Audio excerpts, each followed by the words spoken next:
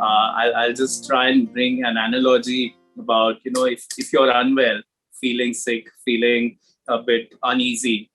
what would you do, right? You would go to a specialist, you would approach your doctor, your physician, and you will look at a clear set of advice in terms of what you would do to get your body in order and get your physical health in order. IPCC acts in a very similar manner on climate change and on how UN works on climate change. So it helps advise governments on the physical science basis of how these extreme weather events are occurring and what are the causes behind this, what is the scale of impact that might come in. And then it helps these negotiators and different decision makers to arrive at an informed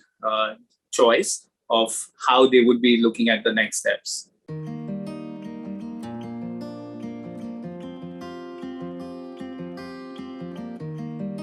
So IPCC is a UN affiliated body, and members of the UN framework on climate change are also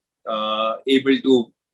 sign off or authorize any of the IPCC activities or reports, and that makes it widely accepted and well received. Now, what IPCC does, it impanels a number of scientists and academicians and researchers across different countries, different regions, and has a full-fledged working structure to go through countless pieces of research, findings, methodologies that have been compiled linking extreme weather events and greenhouse gas emissions to climate change, and goes through this in the form of a peer-reviewed mechanism to then distill and analyze findings, which could then be presented in an appropriate format. So for example, the current report that came out just a few weeks back, Screaming Code Red for Humanity, it had hundreds of researchers across different countries, including the representatives from India, go through 15,000 plus peer-reviewed articles and literature to come up with this sort of analysis and findings. So that's how they go through the process of compiling their periodic assessment reports.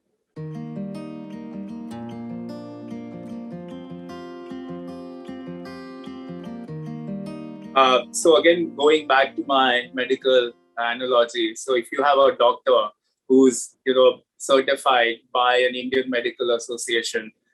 you would probably want to believe that and not just look at the degree in that sense from which university it is, because you know that he's a certified and a well-renowned doctor. And IPCC being a UN-affiliated body, having buy-in from more than 190 countries, with a wide repertoire of experts and researchers within its pool base, and having this robust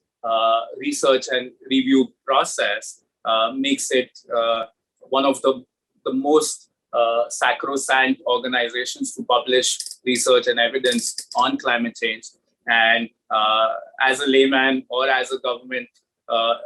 decision maker or a business person or a student, I would want to blindly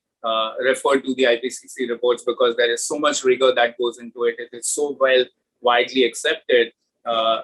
Generally, the process takes between 2 to 5 years to come up with a report, and because it is so comprehensive, it is one of the well-regarded reflections of the way climate change is affecting all of us. What's more useful is all the UN negotiators on climate, whether we came up with the Paris Agreement in 2015 or the Kyoto Protocol before that, IPCC reports have played a very integral role into feeding data, evidence, and facts on climate and what kind of actions could be taken. So it also goes into these international negotiations process, making it even more robust and relevant.